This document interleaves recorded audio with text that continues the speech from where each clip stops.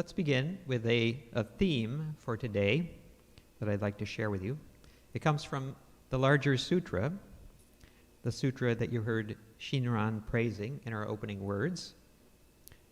At one point, the disciple Ananda is inspired to ask the Buddha a very special question.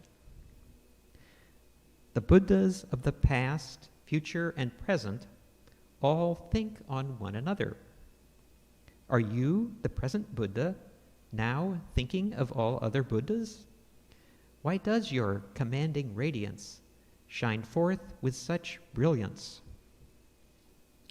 The question leads Shakyamuni to share the teaching of Nembutsu, which is the basis of our Shin Buddhist tradition. We often speak about Nembutsu or the Nembutsu teaching, but it's not always clear what is being referred to. I would like to suggest a way to understand Nembutsu with greater clarity. To start with, here are the Chinese characters, or kanji. If you are a Shin Buddhist, it's a great idea to be able to recognize these two characters when you see them. The first one, nen, comes with an upper part and a lower part. The upper part has the meaning of now, and the lower part has the meaning of mind. In other words, nen is the immediate experience of the mind. What the mind is experiencing now is, of course, thinking. Nen could also mean recollecting or remembering something. The second character, butsu, is a sounding out of the Sanskrit word Buddha or Buddhas. Put the two characters together and Nenbutsu or Nembutsu is to think on Buddha, or more generally, to think on all Buddhas. If you consider how the word Nembutsu is typically used in the BCA, you may notice a discrepancy. Oftentimes, the word is preceded by a definite article, the Nembutsu. Apparently, the word is taken to be a noun rather than an infinitive verb, to think on all Buddhas, which is the meaning of the kanji. Maybe the Nembutsu is just shorthand for the Nembutsu teaching. However, we often encounter the phrase, say the Nembutsu, or recite the Nembutsu, which implies a meaning quite different from what the kanji say, namely, to think on all Buddhas.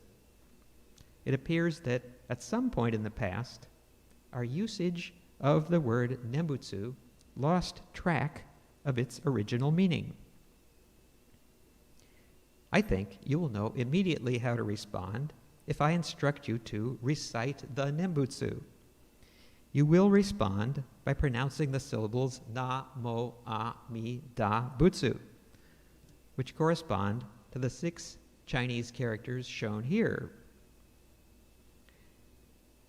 Nembutsu, which originally meant to think on all Buddhas, has, lo and behold, become a noun standing for the syllables Namo Amida Butsu.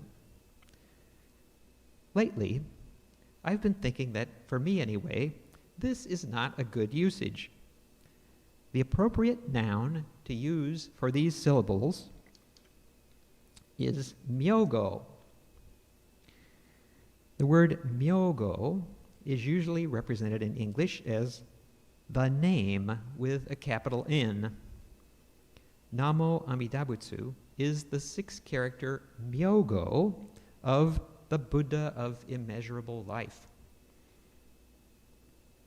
The word has a broad meaning that includes other versions of the name, such as the 9-character and the 10-character versions that Shinran preferred. All of these are the myogo. Here we can infer that what counts for Shinran is the meaning of the myogo, rather than the sounds or syllables per se. Let's go back in history to 5th century China. It was then that Pure Land master Shan Dao gave to the word Nembutsu the meaning of saying the name. Centuries later, this new meaning was transmitted to Pure Land master Honen in Japan. Shan Dao and Honen knew perfectly well the direct meaning of the Chinese characters, but their interpretation of Pure Land Buddhism relied on a text called the Contemplation Sutra. Their focus was on a section of the sutra in which practicers are urged to recite Namo Amida Butsu in order to be born after death in Amida's land of perfect bliss. In the Contemplation Sutra, recitation is a deathbed practice. It says this: when the practicer is about to die, he may meet a true teacher who consoles him in various ways, but the practicer is too severely tormented by pain to be mindful of the Buddha. Then the teacher says to him, if you cannot concentrate your thought on the Buddha, you should simply recite the name of the Buddha of immeasurable life. Accordingly, the practicer sincerely and continuously says Namo Amida Butsu 10 times. From the Contemplation Sutra. Here, the practicer, although he is unable to think on all Buddhas, can still be liberated by reciting Namo Amida Butsu as a last resort before dying. Oral recitation is the meaning that Shan Dao gave to the term Nembutsu, which formerly had been understood as to think on all Buddhas. Because there's always a chance that death may come suddenly, it became popular for practicers to recite the myogo thousands of times a day, just in case, in order to be assured of liberation. Parenthetically, let me state that this notion of hedging one's bets is contrary to the spirit of Shinran's Buddhism. He does not regard Nembutsu as a deathbed practice. In the modern era, when Pure Land Buddhism was translated into English, the meaning of Nembutsu was further altered so that the verb form, to recite words, became a noun, the words that are recited. Nembutsu as a noun was equated with the syllables Namo Amida Butsu, replacing the original term myogo, which means the Buddha's name. Shinran was a devoted disciple of Honen and of Shan Dao, but he nevertheless found something quite different than they did in the teaching of Nembutsu. The reason for this difference is that Shinran based his understanding of Pure Land Buddhism not on the Contemplation Sutra, but on the larger Sutra of Immeasurable Life. And the larger sutra does not teach the practice of reciting the name on one's deathbed. Instead, it teaches the path of thinking on all Buddhas, which was the original meaning of the kanji in the word Nembutsu.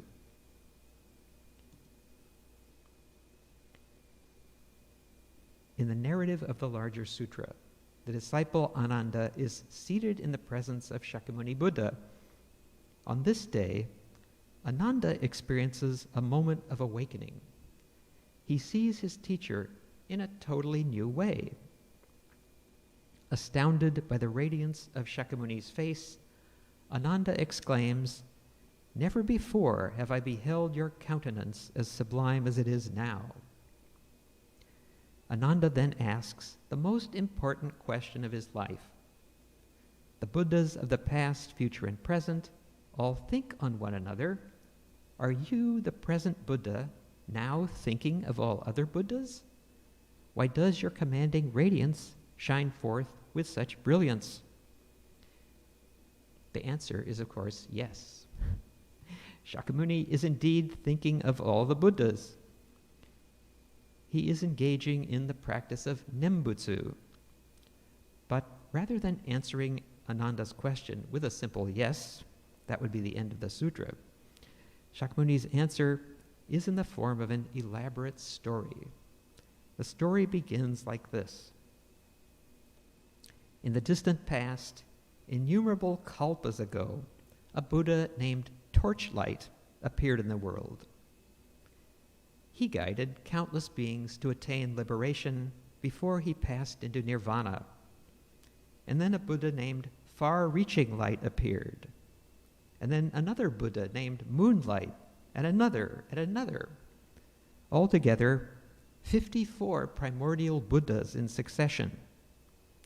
Thinking of all these Buddhas of the distant past is what causes Shakyamuni's face to shine with such brilliance. He is also thinking of the present and future Buddhas, including his disciple Ananda seated before him. Ananda, a Buddha to be. This is Shakyamuni's practice of Nembutsu, as presented in the larger sutra.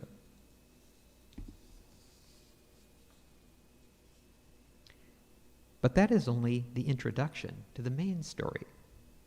From this point, Shakyamuni tells how there was once a king, and this king became a student of the 54th primordial Buddha. The king, having heard the Buddha's exposition of the Dharma, rejoiced in his heart and awakened the aspiration for supreme true enlightenment. He renounced his kingdom and throne and undertook practice as a monk named Dharmakara. So begins the origin story of Amida Buddha. The monk Dharmakara, ultimately becoming Amida Buddha, represents the culmination of the teaching of Nembutsu. To remember or think on Amida Buddha is actually to remember or think on all the Buddhas of the past, future, and present. The entire story is Shakyamuni's way of answering yes to Ananda's remarkable question. What is the Nembutsu teaching for Shinran? He certainly does not regard it as a teaching of last resort, as merely a deathbed practice of recitation. Rather, he esteems it as our first resort, and in fact, the centerpiece of Buddhism. For Shinran, Nembutsu means to think on Amida Buddha by hearing the myogo, Namo Amida Butsu, and reflecting on its deep meaning. Again, Nembutsu is for us to remember or think on Amida Buddha by hearing and reflecting, which takes place throughout our lives. To hear and reflect on Namo Amida Butsu is how Shinran defines a life of awakening. It is the path taught in the larger sutra, the textual basis of Shinran's Buddhism. Here, for example, is a passage from the closing pages of the sutra. If there are persons who, having heard the name of that Buddha, Amida, leap and dance with joy and are mindful of the Buddha even once, know that they receive the great benefit, that is, they acquire the unexcelled virtues. The theme of hearing the name appears throughout the larger sutra, along with an explanation of how the name reaches into our lives so that we may hear it. My sharing of that explanation will have to await for another Sunday. We started this Dharma message by considering the original meaning of the kanji for Nembutsu, which is to think on all Buddhas. Then we looked at the way the meaning of the word Nembutsu has changed. What was originally a verb or action is used by many of us as a noun corresponding to the syllables Namo Amida Butsu. I noted that the more appropriate word for these syllables is myogo, which means the Buddha's name. To make Nembutsu into a noun is actually a departure from Shinran's teaching. We should understand Nembutsu as remembering or thinking on the name and on the deep meaning that it carries. In regard to the myogo, it is not so much the number of our recitations that counts, but rather our hearing and reflecting. To do this is how Shinran defines a life of awakening. I hope that our theme for today can be a takeaway message for you. The Buddhas of the past, future, and present all think on one another. Are you, the present Buddha, now thinking of all other Buddhas? Why does your commanding radiance shine forth with such brilliance? Thank you for listening. Namo Amitabha.